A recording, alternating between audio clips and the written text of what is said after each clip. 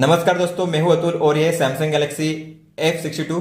दोस्तों आज हम इस वीडियो में बात करने वाले हैं गुडलॉक मॉड्यूल की, जिसका नाम है क्विक स्टार।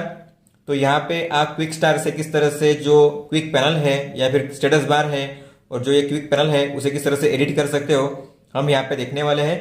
तो उसके लिए आपको यहाँ पे नाइस लॉक को ओपन करना है। नाइस लॉक को किस तरह से आपको डाउनलोड करना है मैंने आपको बताया है, वीडियो की लिंक भी मैंने दे दी है डिस्क्रिप्शन में। आप नाइस लॉक को डाउनलोड करके सारे जो मॉड्यूल्स है 21 मॉड्यूल्स आप यहाँ पे अपने फोन में डाउनलोड कर सकते हो।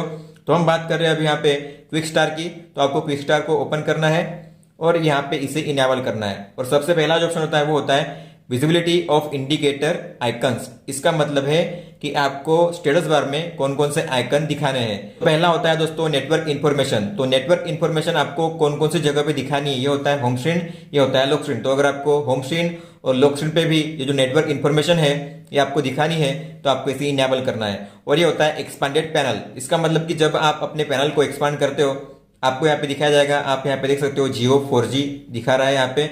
अगर आप ये नहीं देखना चाहते हो तो आप इसे डिसेबल कर सकते हो। अब आपको यहाँ पे जियो 4G नहीं दिखाई देगा। तो इस तरीके से आप छोटी छोटी चीजों को यहाँ पे कस्टमाइज कर सकते हो दोस्तों। फिर यहाँ पे आपको स्टेटस बार में कौन कौन से आइकन दिखाने हैं यहाँ पे ऑप्शन मिल जाते हैं। जैसे अगर आपको यहाँ पे ऊपर में जो मोबाइल डेटा का सिग्नल है, जो ये आइकन है उसे नहीं दिखाना है तो आप इसे यहाँ पे डिसेबल कर सकते हो। अब यहाँ पे जो आइकन था वो यहाँ पे नहीं है। इसके अलावा यहाँ पे 4G प्लस या OLT 4G ये सब दिखाना है नहीं दिखाना है आप इसे डिसेबल कर सकते हो। OLT भी यहाँ से गायब हो गया है। अलार्म को भी आप यहाँ पे डिसेबल कर सकते हो। इसके अलावा यहाँ पे अगर बैटरी आइकन को भी आप डिसेबल कर सकते हो। बैटरी आइकन भी यहाँ पे डिसेबल हो चुका है। तो इस तरीके से अगर आपको बैटरी आइकन डिसेबल करके केवल परसेंटेज रखने हैं तो आप इस तरीके से इसे यहाँ पे इनेबल कर सकते हो। ये भी बढ़िया लगता है बैटरी आइकन के अलावा। लेकिन अगर आपको बैटरी आइकन रखना है तो बैटरी आइकन आप यहाँ पे इनेबल कर सकते हो। तो इसका मतलब है कि आपको कौन कौन से आइकन यहाँ पे ऊपर में शो करने हैं नहीं करने हैं आप यहाँ से इसे इनेबल डिसेबल कर सकते हो। ये होता है विजिबिलिटी ऑफ इंडिकेटर आइकन्स में।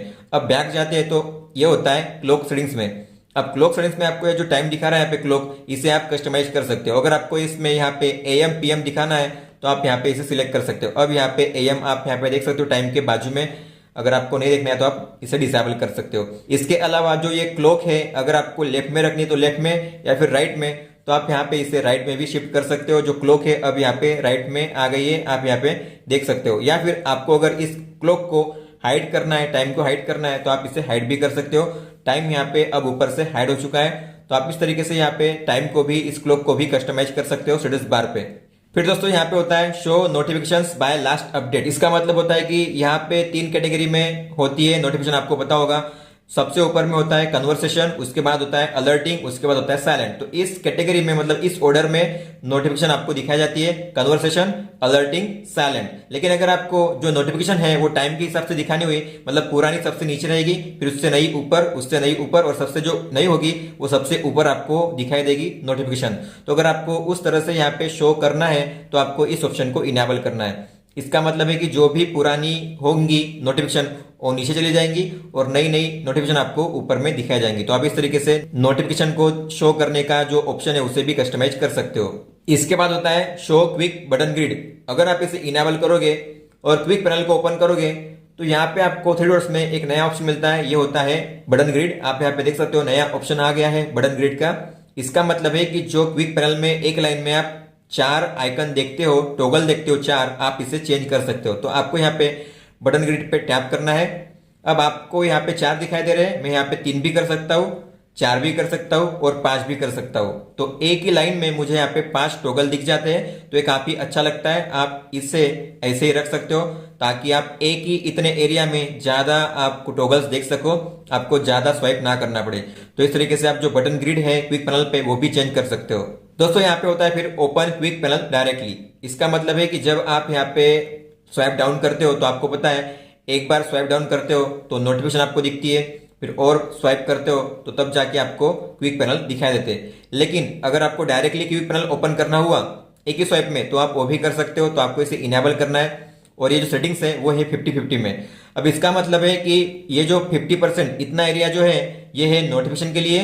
मतलब इतने एरिया से, कैमरा के इतने एरिया से जब आप स्वाइप डाउन करोगे नोटिफिकेशन ओपन होगी और कैमरा के राइट साइड से अगर आप ओपन करोगे तो क्विक सेटिंग ओपन होगा। आप यहाँ पे देख सकते हो, अगर मैं यहाँ पे लेफ्ट साइड से स्वाइप डाउन करूंगा तो आपको यहाँ पे नोटिफिकेशन मिल जाती है। अगर आप राइट साइड से करोगे तो आपको यहाँ पे डायरेक्टली क्विक पैनल दिखाई देते हैं। तो आप इस तरीके से directly notification direct quick panel यहाँ से ओपन कर सकते हो। जैसे आईफोन में होता है और एमआई के फोन में कंट्रोल सेंटर में भी होता है। आप लेफ्ट में जाते हो तो नोटिफिकेशन और राइट में जाते हो तो क्विक पैनल। आप यहाँ पे जो एरिया है उसे कम ज्यादा भी कर सकते हो। आपको लगता है कि नोटिफिकेशन 20% होना चाहिए तो यहां तक होगा तो नोटिफिकेशन, उसके आगे बढ़ोगे तो क्विक पैनल। तो आप एरिया भी यहाँ पे कम ज्यादा कर सकते हो और अगर आपको इसका यूज नहीं करना है तो आप इसे डिसेबल कर सकते हो। तो दोस्तों ये था इस वीडियो में। अगर आपका कोई भी सवाल है तो आप हमें पूछ सकते हो। इस वीडियो को देखने के लिए धन्यवाद दोस्तों।